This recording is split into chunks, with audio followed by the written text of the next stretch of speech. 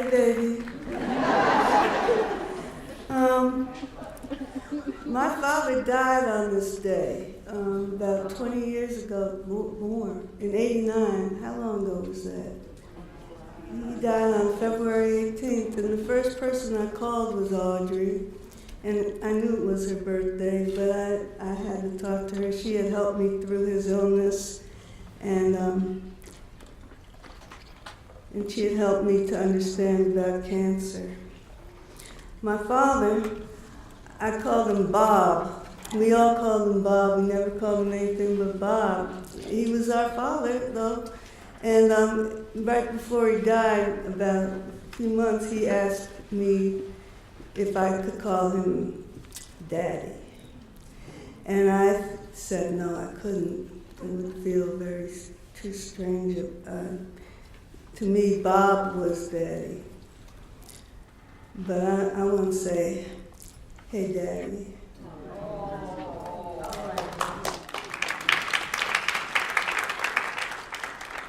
Also, I want to thank the people in this audience because, there's people in this audience that might have been the ones that freed Assata Shakur.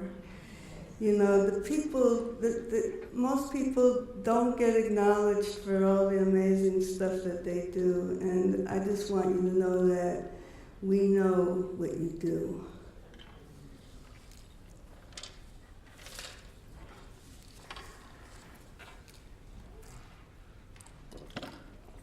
Just how crazy Brenda is.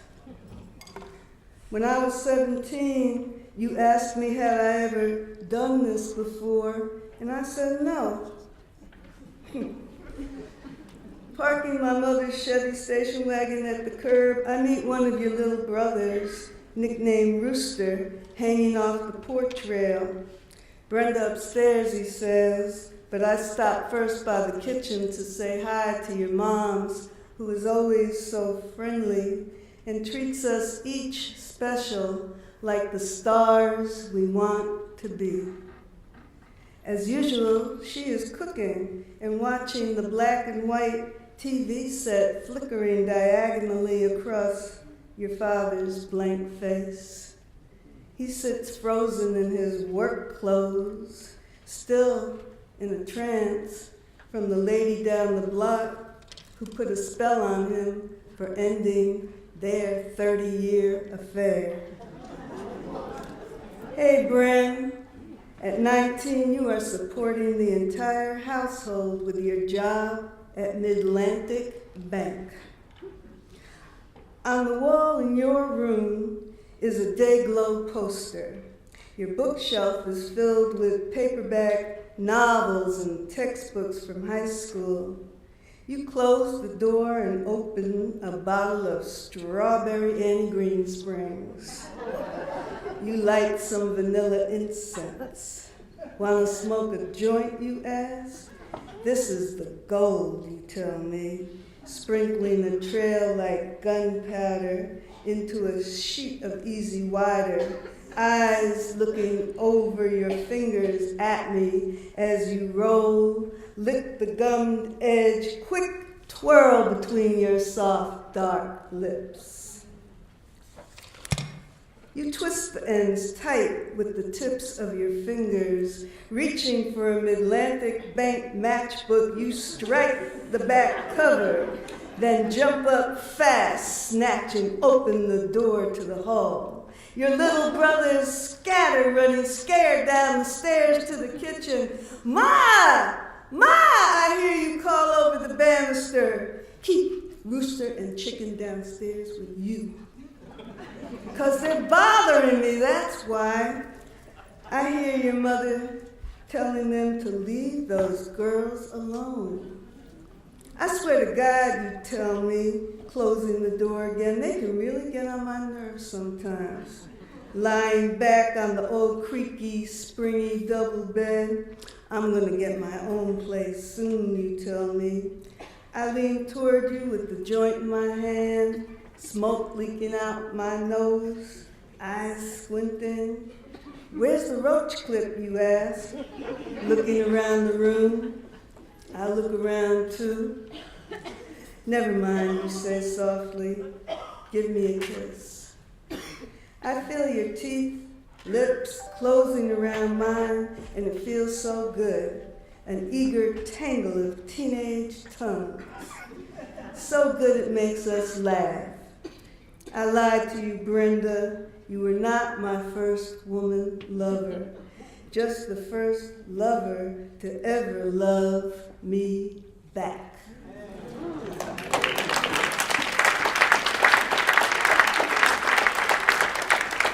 This poem is called Big Mike Brown. Big Mike Brown with your big brown baby face. They try to paint you as a not-so-savory character. Those white cops were scared of you, Mike Brown, with your brown hands raised in the air. Oh, Big Mike Brown, a grizzly bear. A ghetto grizzly to those white boys with the itchy cock trigger finger. Darren or Darrell or Durwood acted out the American claim to fame, cloaked like grand wizards, swooping down with arms spread like burning crosses, like frat boys thumbing through sticky centerfolds, fumbling with the snaps and zippers of groggy date rapes.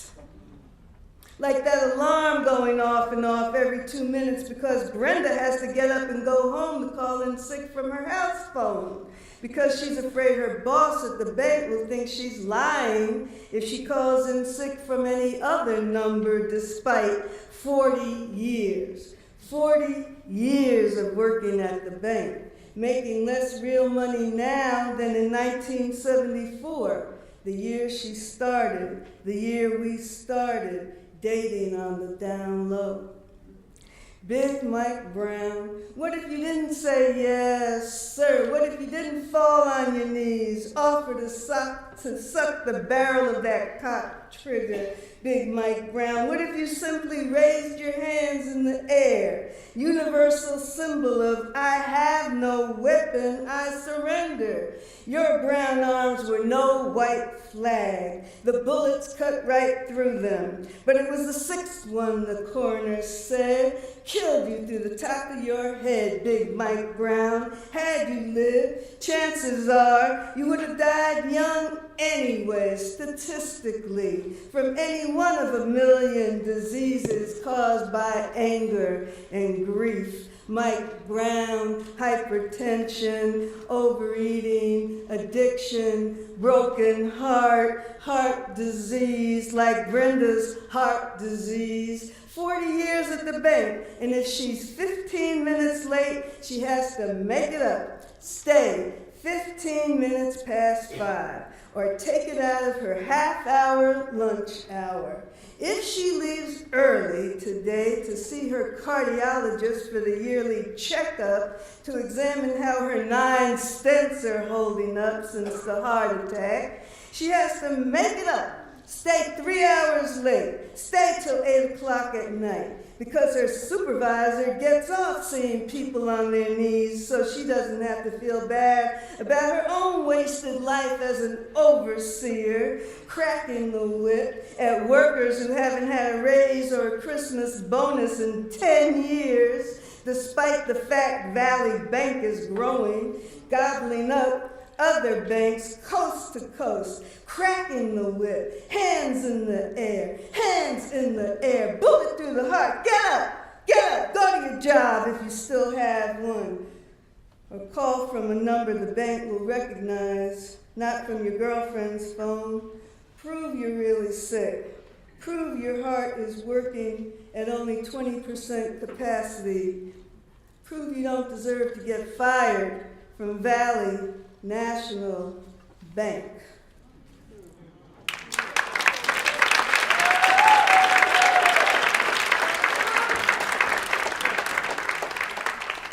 How I wonder what you are, dear Brenda. Now everything about us is back in the day. Back in the day, if something seemed a long way off, I'd tell you I'll be dead by then, even if it was just a year or a few weeks away. And you'd look at me askance, like I was jinxing myself.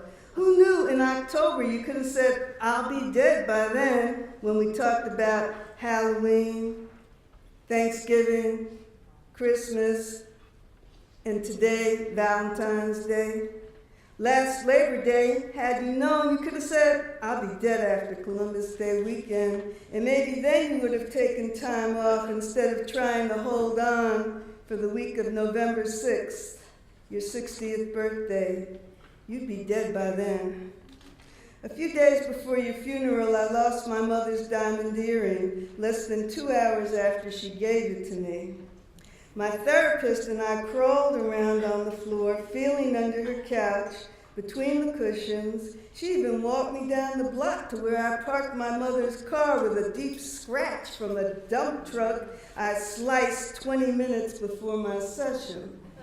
Still, I keep looking in the lobby, the office, the southeast corner of 95th Street in Columbus, searching the sidewalk cracks for a diamond with eyes that follow as I pass. Is that you, Brenda? A diamond spirit watching me shuffle through salt between Valentine's Day and my 58th birthday? The wheels of my cart are squeaking through the aisles of ShopRite. I put stuff away neatly in my kitchen cabinets. I light candles for you and incense.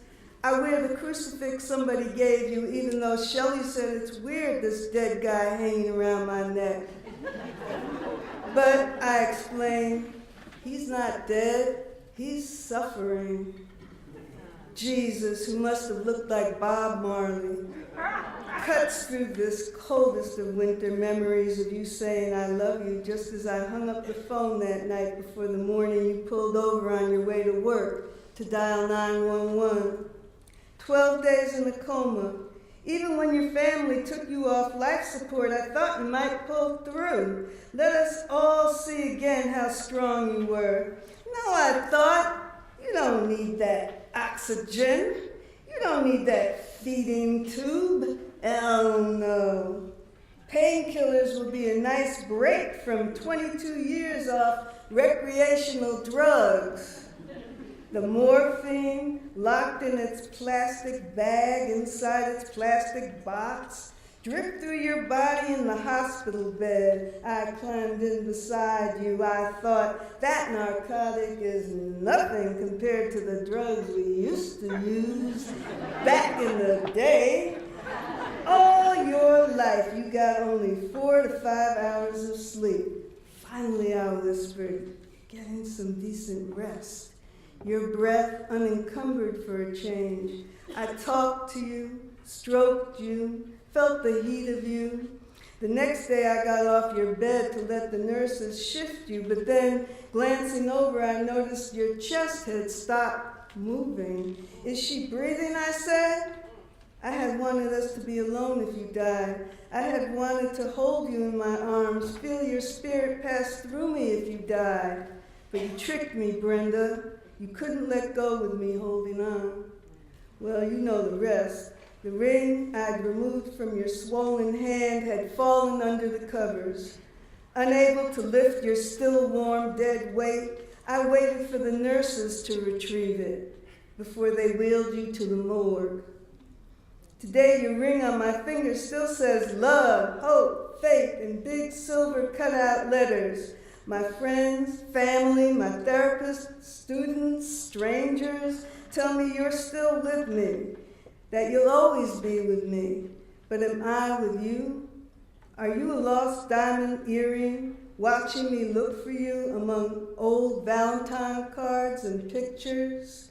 Your black patent leather shoes, your gold anniversary NA coins, your keys and blue cell phone with my unanswered text message still on it. Are you okay? Brenda, I dreamt you called to say you were on your way over. I couldn't wait to see you. We thought you were dead. We had a funeral and everything. I was going to show you pictures of you in your coffin. Boy, would you be surprised. Boy, was I shocked. You really did die. Now everything about us is back in the day. Bright diamond, dark as snow in the sky, little star, how I wonder, are you Are you okay?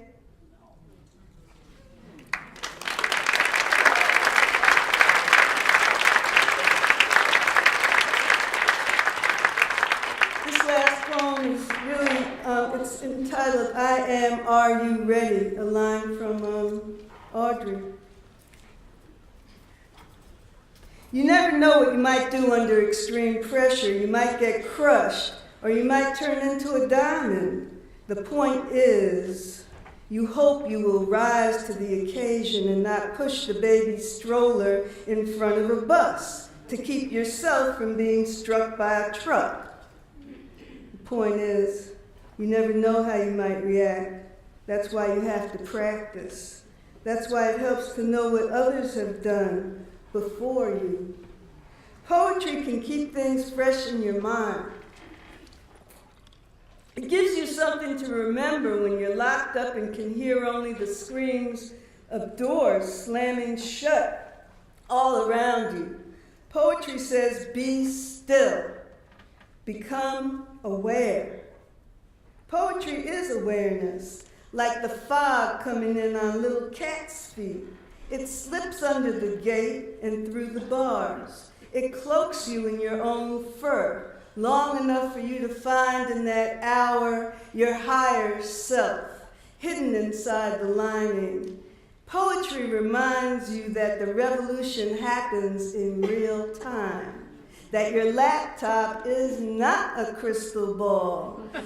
Poetry takes your eyes off the screen. You see the sky, the birds, the mountains, instead of pop-up ads that you can skip in 1, 2, 3, 4, 5 interminable seconds. Moments that distract you from what you originally came here for. Poetry doesn't want you to rush out and buy another packet of gummy bears. Poetry encourages you to stay put, to not run away from your hunger, your anger, your sorrow. Poetry is poetry. That is why it is called poetry. And not, you fucking asshole, look what you did now. Poetry knows when to stop, even when you want to keep squeezing and digging and causing all kinds of infection. Poetry knows we can poison our own bloodstream or we can let our body heal itself. Poetry wants to live. Poetry is a suicide note you write to buy time to change your mind. Poetry talks you out of it. Poetry talks you down off the high ledge. Poetry is sharper than that razor and better than that hit, that high, that makes you forget, because it makes you forgive yourself for the times you thought you were saving yourself, when all you were doing was saving the self that would push your own child in front of a bus or use your own lover as a human shield. Poetry makes connections even while it's cutting the cord, because poetry knows when it's time to breathe on your own. Thank you.